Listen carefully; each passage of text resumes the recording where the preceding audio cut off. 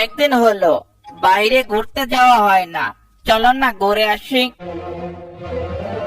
ঠিক আছে আমার রাজপুত্র, তুমি এই বন ঘুরে দেখতে চাইছো তাই তো? চলো তোমাকে বন ঘুরিয়ে নিয়ে আসি। আজ্ঞে মহারাজ, আপনার সাথে আমি যাব নাকি? না সেনাপতি, এই বনে এমন কেউ নেই যে আমার ক্ষতি করবে, আর আমরা বেশি দূর যাব না, একটু সামনে থেকে ঘুরে চলে আসবো।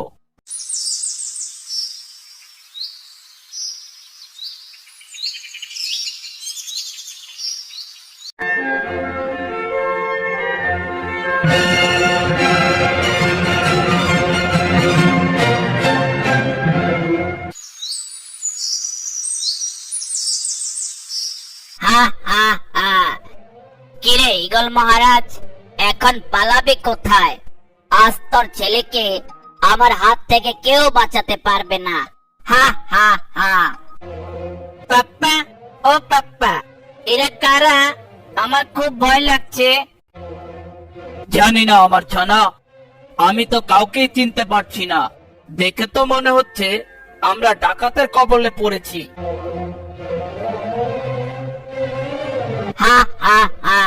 শুধু তোর ছেলেকেই চাই। শোন ঈগল মহারাজ, তোর ছেলেকে আজ নিয়ে যাব। হা হা হা। কি, তোর এত বড় সাহস? তুই আমার বনে এসে আমাকে হুমকি দিয়ে আমার ছেলেকে নিয়ে যাবি? তোর সাথে আজ কোনো সেনাপতি নেই, আর তুইও কোনো ছুরি বা বন্দুক নিয়ে আসিসনি, আর আমরা এই দিনটার জন্যই অপেক্ষা করছিলাম। হা হা হা। মহারাজ খেয়াল করে দেখে, আজ সে ছুরি বা বন্দুক কিছুই সাথে করে নিয়ে আসেনি, এমনকি তার সাথে সেনাপতিও নেই। আমার বন্ধুগণ, এখনই রাজাকে চারিদিকে বন্দি করো, আর তারপর রাজপুত্র ঈগলকে কিডন্যাপ করে নিয়ে আসো। দয়া করে আমাকে মেরে ফেলো, আমার ছেলেকে ছেড়ে দাও।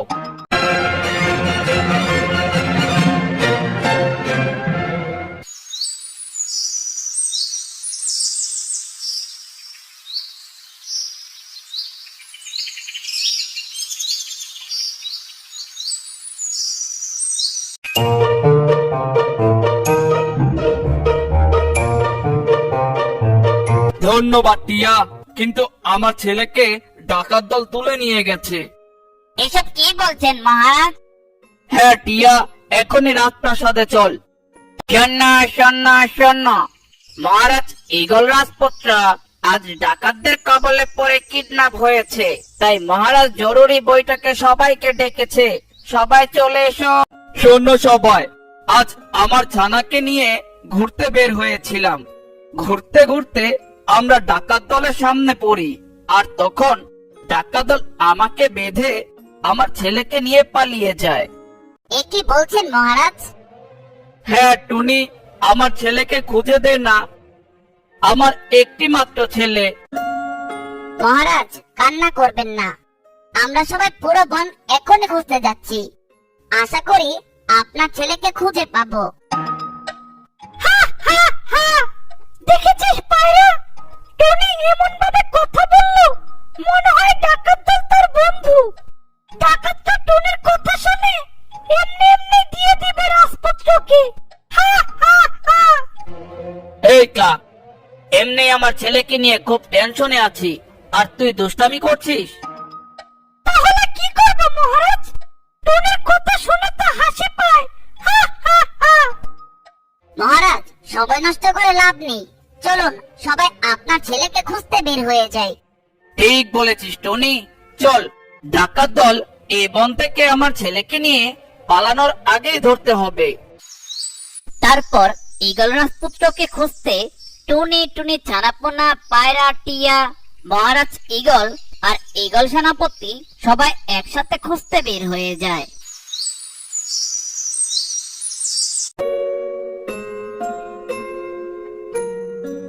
ও আম্মা, ঈগল রাজপুত্রকে তো কোথাও দেখছি না।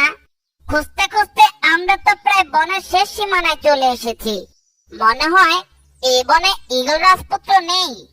তখন টনি নিচে তাকাতে একটু সামনে দেখে অনেকগুলো কাক একসাথে গুহার সামনে এসে কি যেন আলোচনা করছে।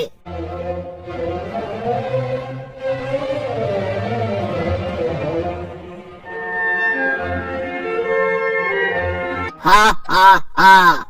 আমার কাক বন্ধুগণ, আমরা অবশেষে সফল হয়েছি রাজপুত্র ঈগল ছানাকে কিডন্যাপ করতে পেরে।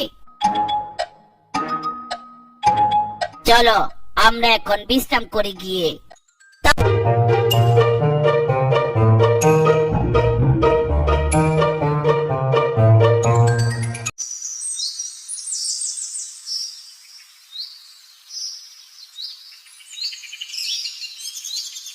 আর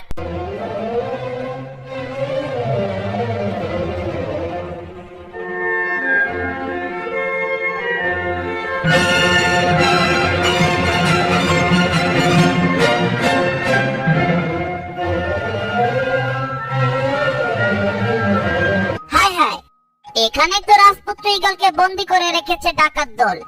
আম্মু, ও আম্মু, ডাকাতটা তো সব ঘুমাচ্ছে। চলো রাজপুত্র ঈগলকে আমরা চুপি চুপি খাঁচা থেকে বের করে নিয়ে আসি। না আমার ছানা, এটা করা ঠিক হবে না। যদি আমরা রাজপুত্রকে খাঁচা থেকে বের করে নিয়ে আসতে যাই, তখন ডাকাত দল ঘুম থেকে জেগে আমাদের দেখলে আমাদেরকেও মেরে ফেলতে পারে। তাই আমি এই গুহার সামনেই লুকিয়ে থাকি। তোমরা মহারাজ আর বাকি সবাইকে ডেকে নিয়ে আসো এখানে। তখন আমরা সবাই একসাথে হলে ডাকাত দলের কোনো শক্তিই কাজে আসবে না। ঠিক আছে আম্মু।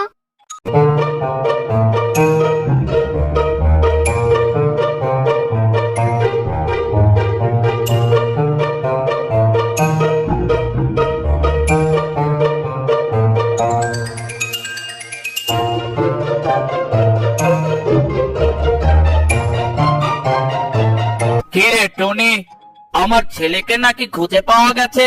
কোথায় আমার ছেলে?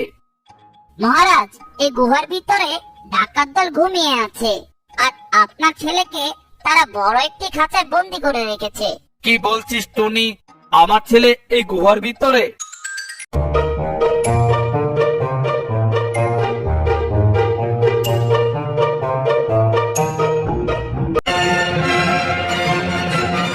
আর তার পাশেই একটি খাঁচায় রাজপুত্র ঈগলকে বন্দি করে রেখেছে। পাপ্পা, ও পাপ্পা, আমাকে বাঁচাও। আরে আমার ছানা, কান্না করো না, আমরা চলে এসেছি তোমাকে উদ্ধার করতে। মহারাজের কথা শুনে ডাকাত দল ঘুম থেকে জেগে ওঠে। আর তখন ডাকাত দল দেখে মহারাজ, টনি, পায়রা, কাক, টিয়া আর অনেক অনেক সেনাপতি সবাই গুহার ভিতরে চলে এসেছে।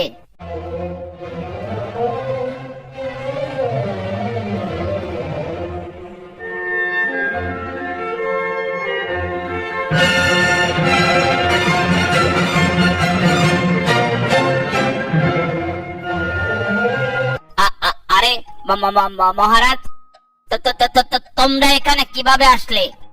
এই শয়তান কাক, তুই তাহলে ধরা পড়েছিস। আর তোকে ধরিয়ে দিল আমাদেরই সবার আদরের টুনি। টনি, তুই এই কাজ কেন করলি? আমার এতদিনের প্রতিশোধ নেওয়ার সময় আমার ইচ্ছাটা ধ্বংস করে দিলি।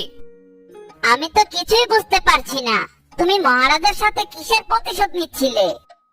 টনি, আমি ডাকাত নই, আর আমি কখনো ডাকাত হব ভাবিনি। আমি ডাকাত হয়েছি শুধুমাত্র এই দুষ্ট কাকের জন্য। মানে কি বলছো তুমি?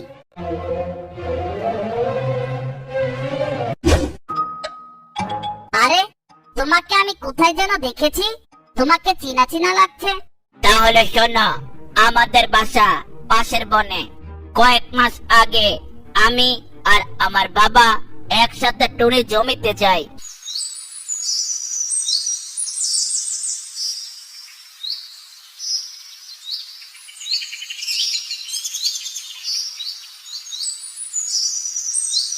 আঙ্কেল, আঙ্কেল, আপনারা কিছুদিন পর আসেন।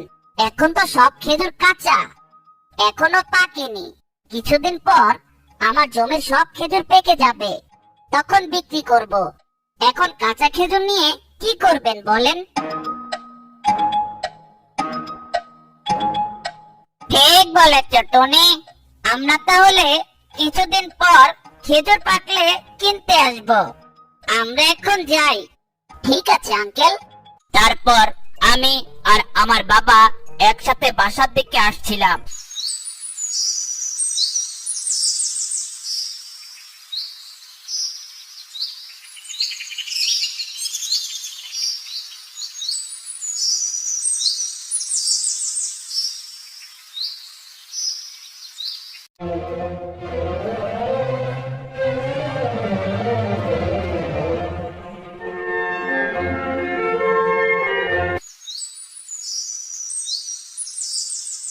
আরে বন্ধু পায়রা, দেখ দেখ কারা যেন আসছে, আর হাতে মনে হচ্ছে টাকা।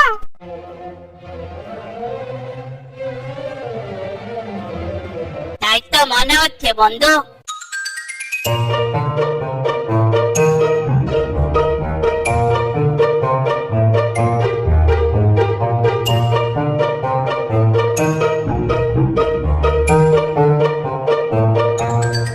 কিরে, তোরা কোথা থেকে আসলি? আমরা তো ফলের ব্যবসা করি, তাই টনির থেকে খেজুর কিনতে এসেছিলাম। টনির জমিতে গিয়ে দেখি এখনো খেজুর পাকেনি, সব কাঁচা, তাই বাসায় চলে যাচ্ছি। হায় হায়, বুড়োর হাতে কত টাকা! এত টাকা যদি আমি পাই, তাহলে তার কয়েক মাস চুরি ডাকাতি করতে হবে না। বন্ধু পায়রা, ওই বুড়ো কাকের সাথে ছোট কাককে ভালোভাবে ধরতো। কেন বন্ধু? ধরতে বলছি, ধর। আরে আরে, কি করছেন আপনারা? ছাড়েন আমাকে। এই বুড়ো, যত টাকা আছে সব আমাকে দিয়ে দে, নয়তো এখনই তোকে মেরে ফেলবো। হা হা হা। একই বন্ধু কাক, তুই এটা কি করছিস? হ্যাঁ পায়রা, এতগুলো টাকা দেখে আর লোভ সামলাতে পারলাম না। এতগুলো টাকা যদি আমি নিতে পারি, তাহলে বাকি দিন আমাকে চুরি করতে হবে না, আর আমি খেতে পারবো। তুই চিন্তা করিস না পায়রা, তোকেও দিব। এটা করা কি ঠিক বন্ধু? চুপ, তুই সবসময় বোকাই হয়ে থাকবি, চালাক আর হবি না। তুই বুড়োর ছেলেকে ভালোভাবে ধর, আমি বুড়োর থেকে টাকাটা কেড়ে নিচ্ছি। দে বলছি। না না, দেব না। না না, দেব না। দে বলছি। না না, দেব না। না না, দেব না। দে বলছি। দেব না। দে বলছি। না না, দেব না।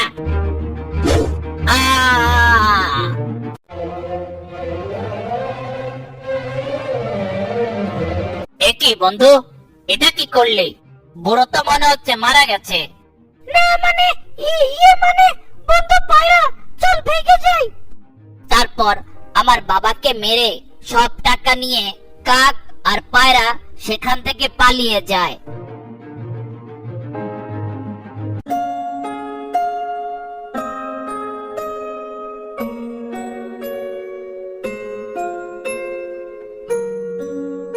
আর তারপর আমার মৃত বাবাকে নিয়ে আপনার কাছে যাই।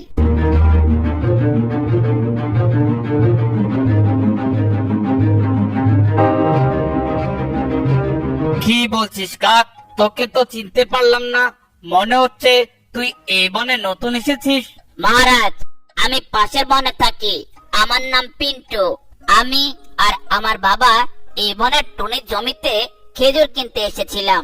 তখন আমরা খেজুর কিনতে না পেরে রাস্তা দিয়ে বাসায় ফিরছিলাম, আর তখন এই বনের একটি লাল টুপি পরা কাক আর হলুদ টুপি পরা পায়রা আমার বাবার হাত থেকে টাকা ছিনিয়ে নিয়ে আমার বাবাকে ছুরি দিয়ে মেরে পালিয়ে যায়। কি বলছো কাক? এই বনে তো লাল টুপি পরে শুধুমাত্র একটি দুষ্টু কাক, আর হলুদ টুপি পরে একটি সহজ সরল পায়রা। সেনাপতি, এখনই দুষ্টু কাক আর সহজ সরল পায়রাকে ডেকে নিয়ে আসো।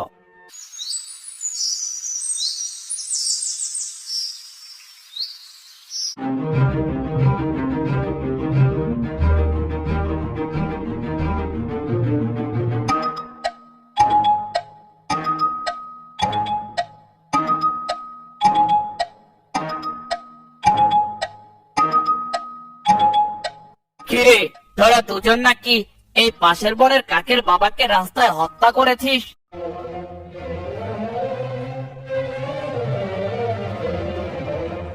একে বলছেন মহারাজ? আমি তো এতক্ষণ ঘুমাচ্ছিলাম, মাত্র সেনাপতি ডেকে নিয়ে আসলো। জি মহারাজ জি, আমিও তো ঘুমাচ্ছিলাম। এই কাক হয়তো মিথ্যা বলছে মহারাজ। না মহারাজ, আমার চোখের সামনে আমার বাবাকে মেরে ফেলেছে এই কাক আর এই পায়রা। দেখো পিন্টু কাক, আমি প্রমাণ ছাড়া বিচার করতে পারবো না, তাই কাক আর পায়রাকে কিছুই বলতে পারছি না। প্রমাণ নিয়ে আসো, তাহলেই তোমার বিচার করব। তখন ঈগল মহারাজকে বিশ্বাস করানোর মতো আমার কাছে কোনো প্রমাণই ছিল না।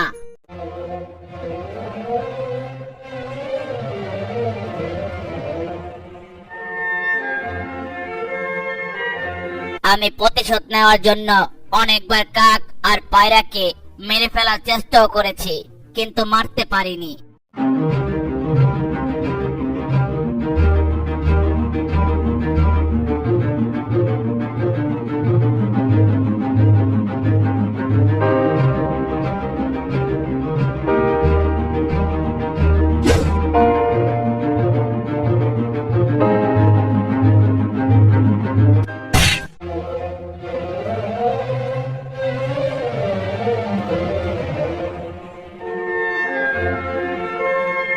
আর মহারাজ আমার সঠিক বিচার করতে পারেনি, তাই মহারাজকে মারতে চেয়েছিলাম, কিন্তু সেখানেও ব্যর্থ হয়েছি।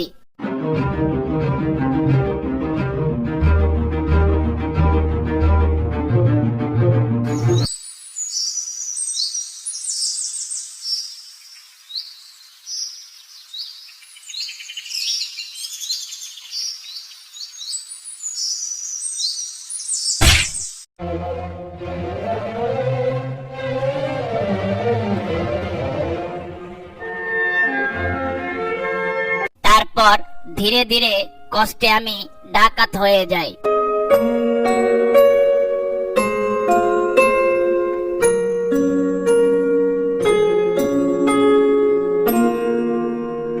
পিন্টু কাক, আমি খুবই দুঃখিত, তোমাকে সেই দিন যোগ্য বিচার করতে পারিনি।